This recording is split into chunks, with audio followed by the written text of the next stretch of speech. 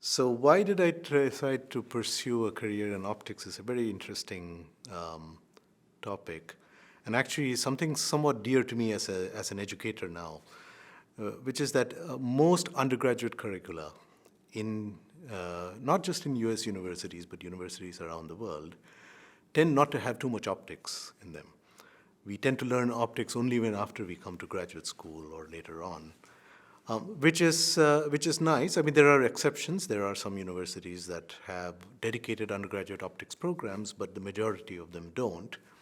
So optics remains an enigma for most of us, and we really learn both the fundamentals of optics and the applications of optics and why it's useful only much later in life. Let's contrast this with electronics. Everyone seems to have an idea that electronics is very common. But optics is something that you encounter only later in life. And that's what happened to me too.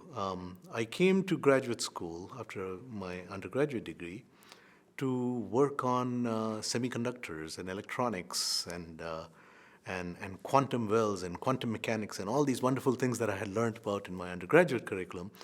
And someone said, "Oh, I can make a career out of it." I said, "Yeah, that sounds fantastic." And that's what brought me into the field.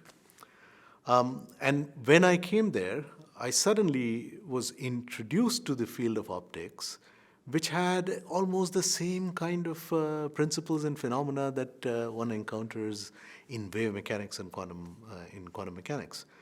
And not only that, this now became accessible. This is something I could see wave mechanics in action in the lab, and that just absolutely fascinated me, and that's how I got into optics.